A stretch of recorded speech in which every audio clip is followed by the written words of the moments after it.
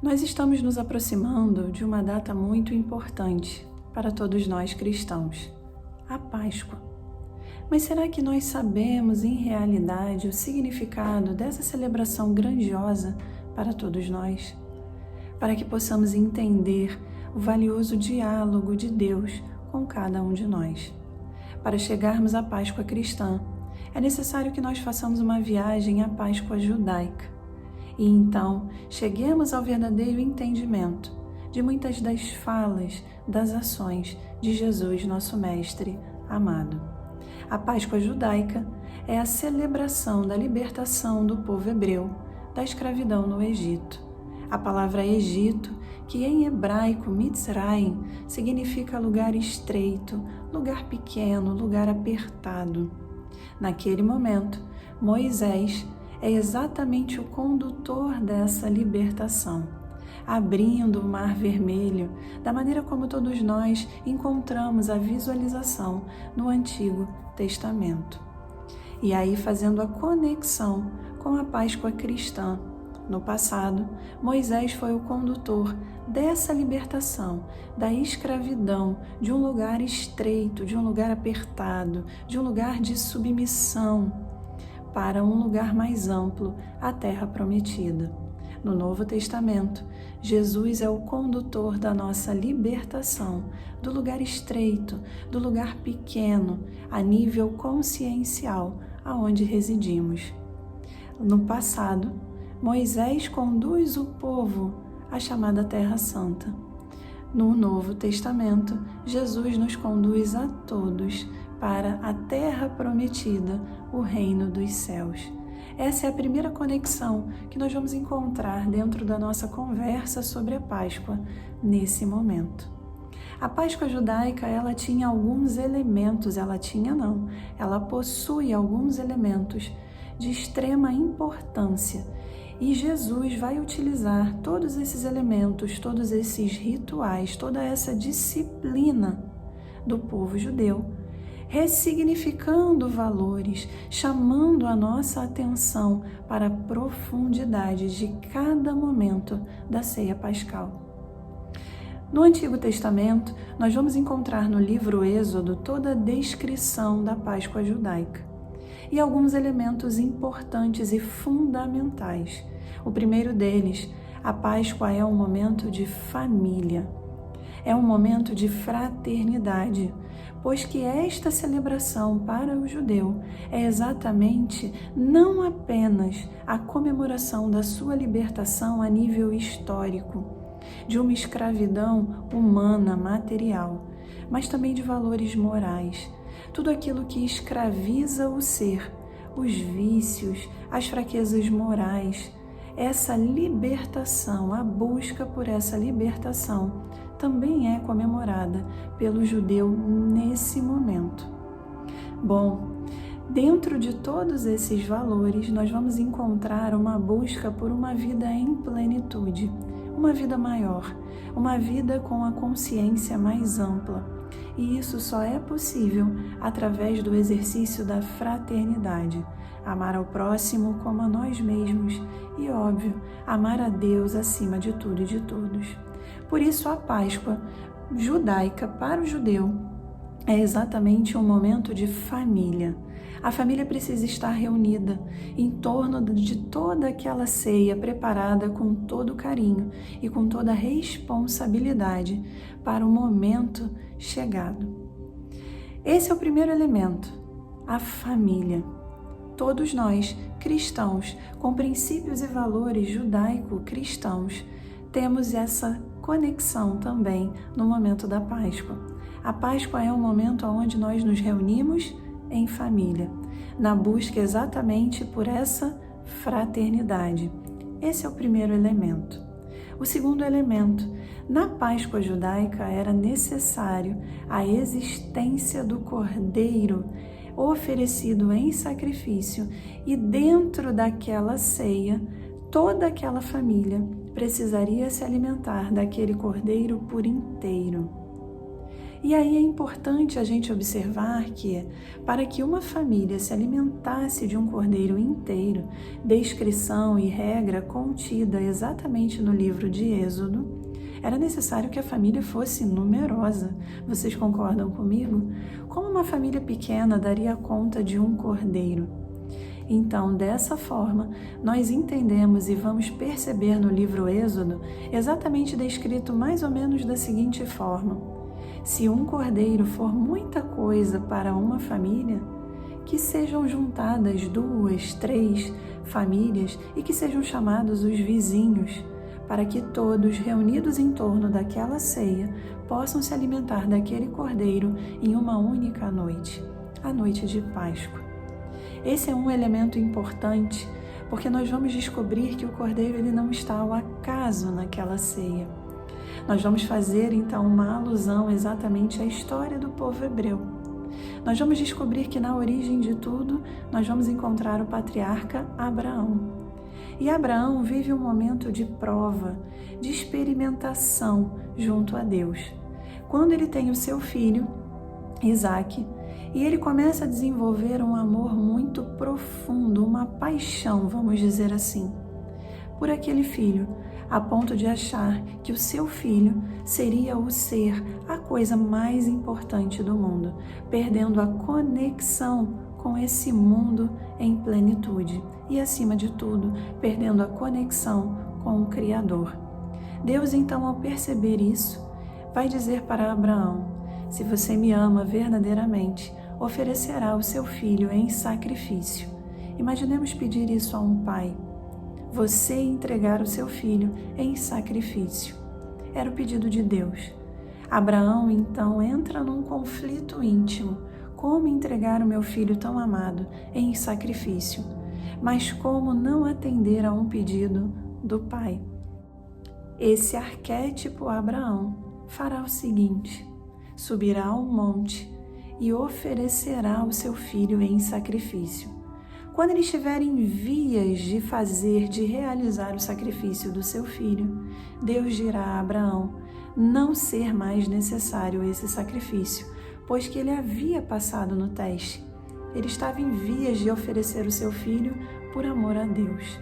Deus então dirá a Abraão: não ofereça o seu filho em sacrifício, não sacrifique o seu ser tão amado, mas no lugar dele, para que fique marcado na consciência de todos nós que o amor a Deus vem acima de tudo, você colocará um cordeiro, oferecerá esse cordeiro em sacrifício.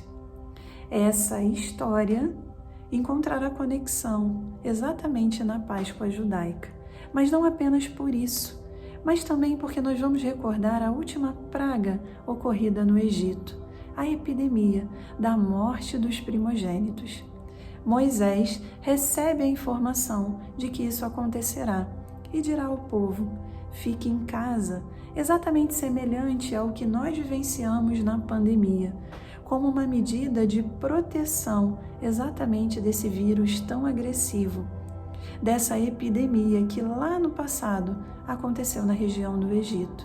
Mas não apenas isso, para que o anjo da morte não entre em vossas casas, vocês marcarão exatamente o portal das casas com o sangue do cordeiro oferecido em sacrifício, para que o anjo da morte, ao passar, visualize nesta casa existe uma família que acredita na existência do Deus único. É certo, meus irmãos, que há uma mistura entre religião, cultura e ciência. O que aconteceu naquele momento? Todos aqueles que ficaram em casa, que realizaram exatamente esse processo de ritual, tiveram as suas vidas salvas. Então, fazendo uma alusão exatamente a todo esse processo histórico do povo hebreu, o cordeiro, aquele animal tão manso, que vai conviver com a família durante um período de tempo até o momento do seu sacrifício, exatamente porque quem não cria um vínculo com aquele animal, com aquele ser com o qual convive durante um tempo? Imaginemos conviver com aquele cordeiro, um animal tão manso, tão pacífico, tão amigo, tão amoroso, durante um tempo. E no final desse tempo, oferecê-lo em sacrifício. Esse processo de dor, exatamente um processo de despertar do sentimento e da emoção.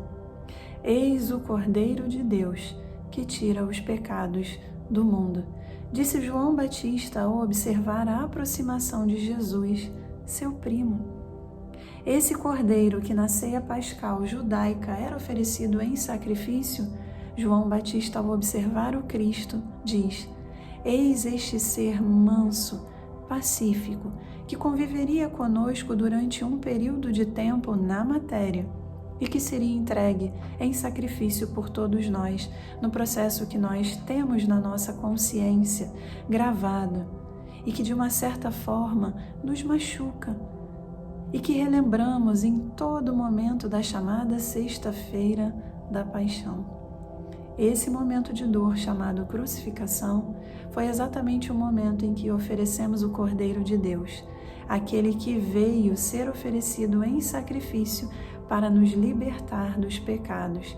E o que é o pecado, senão o erro, o contrariar da lei divina?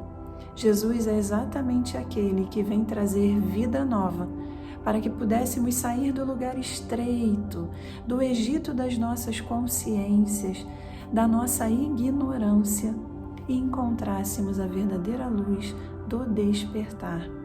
Então já vimos dois elementos. Vimos a importância da família, por ser a Páscoa uma festa da busca da vida plena. E não é possível chegar a uma vida maior sem a fraternidade entre todos nós. Então a importância da família.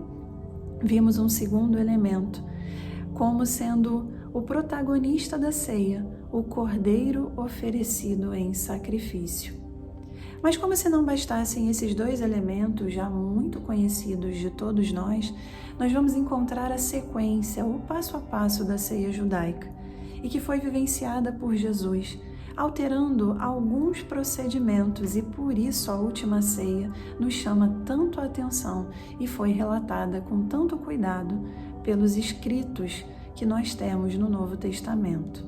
Bom, o primeiro elemento é que, no momento do início da ceia, a primeira ação era exatamente o acender das luzes da casa. Exatamente com o famoso candelabro de 7 velas ou de 7 lâmpadas de azeite. E sabem o que é mais interessante nisso tudo? É que esse momento do início da ceia, com a iluminação de toda a casa, estando toda a família reunida, esse acender da luz da casa só poderia ser feito por um coração materno. Apenas as mães poderiam desempenhar essa função. Então, a cada cerimônia da Páscoa, a cada ano, uma das mães daquela família imensa reunida era escolhida para fazer exatamente o ato do acender das velas, da luz da casa. E por quê? A primeira criação divina é exatamente, e Deus disse, se faça a luz, e a luz se fez. Numa alusão exatamente à busca da vida plena, através do processo de fraternidade, mas ao mesmo tempo nós só conseguimos essa vida plena, baseada numa fraternidade e amor entre todos, seguindo a rigor a lei divina, estando em comunhão com Deus. Nesse ato de acender das luzes da casa, nessa demonstração de desejamos estar em comunhão com a criação, e o primeiro momento da criação, e Deus disse, faça-se a luz, e a luz se fez. Dentre todos nós, qual é o ser que mais se aproxima do processo da criação?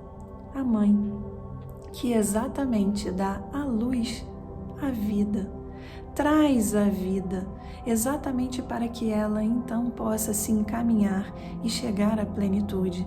Não estaríamos aqui, não fosse um coração materno.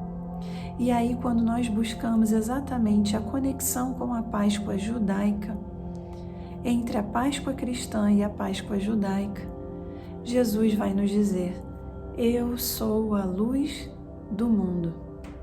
E quem acendeu essa luz para que todos nós pudéssemos ganhar a consciência mais ampla, o sair do lugar estreito? Maria, nossa Mãe Santíssima. Foi exatamente esta mãe, esse coração materno, que veio acender essa luz chamada Jesus, dentro das nossas casas, o Espírito imortal que somos. Na nossa consciência, Maria acendeu as luzes para que pudéssemos enxergar de forma mais ampla ao observarmos o exemplo do seu filho, Jesus. Essa mãe acendia as luzes da casa e ao mesmo tempo agradecia exatamente pela oportunidade de gerar a vida, pela oportunidade de manter a vida. Maria acende a luz necessária às nossas consciências, que é Jesus em vida e todo o seu exemplo. Esse é um dos elementos mais importantes dessa ceia pascal. No segundo momento, uma vez as luzes das casas acesas, é então iniciado todo o processo, verdadeiramente falando, dos rituais da ceia pascal judaica. E a ceia, ela deveria ser conduzida exatamente pelo patriarca da casa, ou aquele que tivesse a maior autoridade moral dentre todos. Percebam que na última ceia é Jesus o condutor desta ceia, aquele que dentre nós possui a maior autoridade moral. O patriarca, então, dessa família, dava início à ceia pascal e o primeiro gesto realizado por ele era exatamente o processo de lavar as suas mãos. Mas não numa alusão a um processo de higiene, mas exatamente a um processo de pedir a Deus a sua purificação interior. O lavar as mãos significa um momento de pedir a Deus a plenitude da vida. Mas essa plenitude só será possível através do nosso processo de purificação, de autoiluminação, ou como nós chamamos atualmente, de reforma íntima. Percebam que Jesus, na última ceia, não vai lavar as suas mãos, pois que ele já era um espírito puro, já vivia em processo pleno de purificação. Mas o que Jesus faz? O que Jesus faz de tão diferente a ponto de ter sido relatado exatamente por todos aqueles que presenciaram a ceia e contido no Novo Testamento? Nós já percebemos que na Páscoa havia a reunião da família, então certamente não existiam apenas os 12 apóstolos e Jesus, mas um número imenso de pessoas reunidas. Mas o foco ficou exatamente aonde estava Jesus, próximo dos seus 12 discípulos. Num segundo momento, nós vamos observar uma outra diferença. Jesus não inicia a ceia lavando as suas mãos, pois que ele já não se encontrava no momento de pedir a Deus a sua purificação, mas a purificação de todos nós. Mas num processo individual, por maior que fosse e seja o amor de Jesus por todos nós, somente nós mesmos podemos caminhar o caminho da reforma íntima. O que Jesus faz de diferente e fica relatado para todos nós, ao invés de lavar as suas mãos pedindo a própria purificação, Jesus faz o ato de lavar os pés dos seus discípulos. Mestre, como o Senhor vai lavar o meu pé? Disse Pedro a Jesus. E Jesus assim o faz. Por que Jesus assim faz? Porque era exatamente da cultura oriental, da cultura daquela região. Sempre que um visitante, sempre que um hóspede, um viajante chegasse à sua casa, o patriarca da família fazia exatamente o gesto de lavar os pés daquele recém-chegado, numa atitude de boas-vindas, de acolhimento. Seja bem-vindo, meu irmão, você está sendo acolhido pela nossa casa. Percebam que não era um subalterno, não era um escravo, não era uma atitude terceirizada, como se fosse de menor importância, no momento em que eu não me envolvo com aquela ação. E imaginemos como deveriam ser os pés daqueles seres, daqueles homens que andavam dias e dias por terreno arenoso. Eram exatamente esses pés, ao chegarem às nossas casas, deveriam ser limpos pelos patriarcas da família, numa viagem que estamos fazendo como se estivéssemos naquela época. Então, na nossa casa, se um visitante chegasse agora, nós deveríamos lavar os seus pés. E quando o patriarca não podia fazer essa atitude, esse gesto, seja pela sua idade, as limitações da idade ou algum tipo de dificuldade, essa tarefa era delegada ao seu primogênito, ao filho mais velho, ao filho mais experiente, ao primeiro filho. Vamos à Páscoa cristã? Esse gesto de acolhimento de um viajante, e aquele viajante, aquele visitante, aquele hóspede que passaria a ter a proteção daquela família, do seu patriarca, essa atitude Jesus promove com os discípulos, numa atitude, primeiro, de máxima humildade, é claro, mas numa atitude de acolhimento de todos aqueles corações ao seu coração.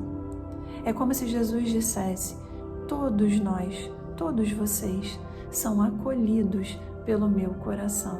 Percebam esse ponto distinto, esse momento grandioso no qual Jesus deixa a verdadeira lição prestes a ser sacrificado no processo de crucificação.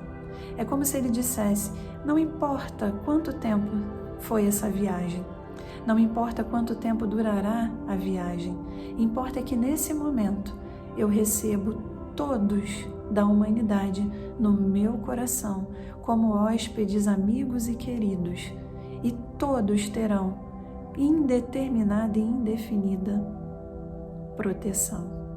Percebemos a grandiosidade desta conversa silenciosa de Jesus com cada um de nós?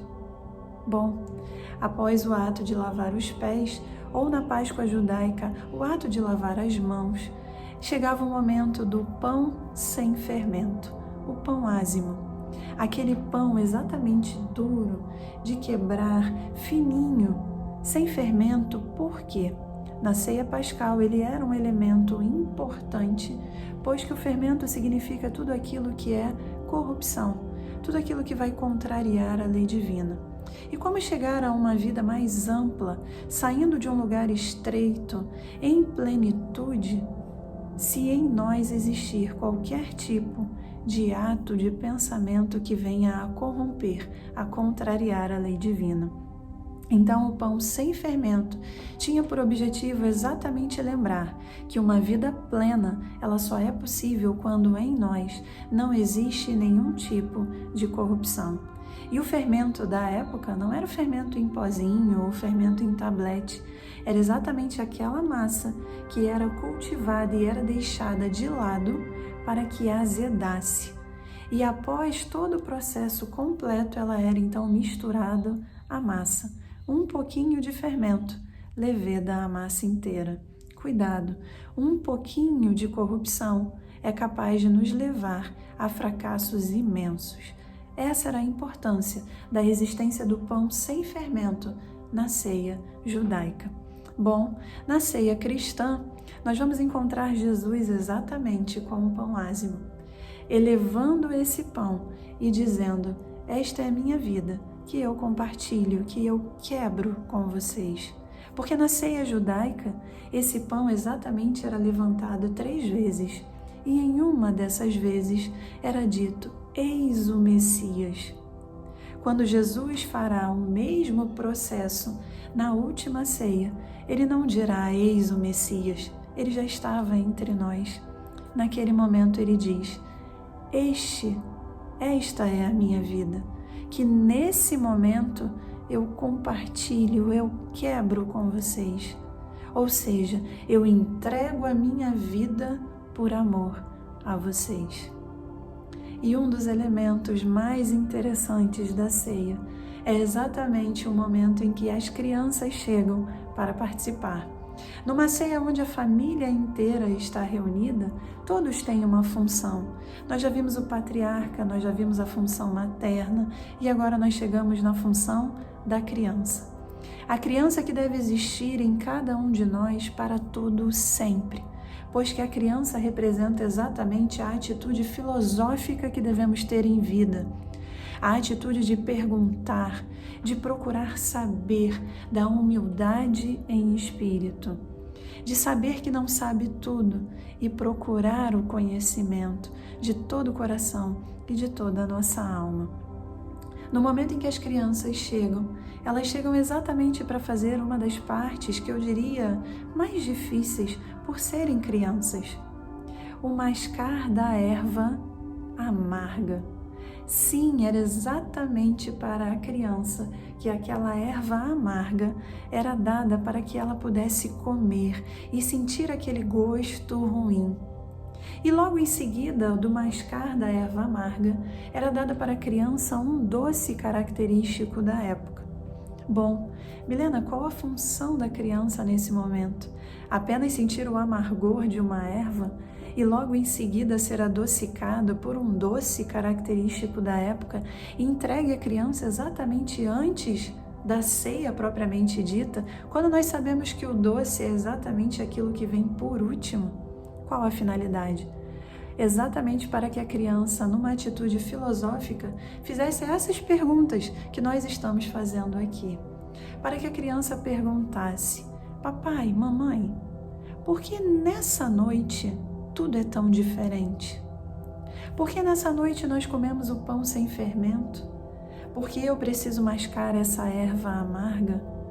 Por que eu preciso, logo após a erva amarga, eu preciso então comer um doce quando ainda nem ceiei, propriamente dito?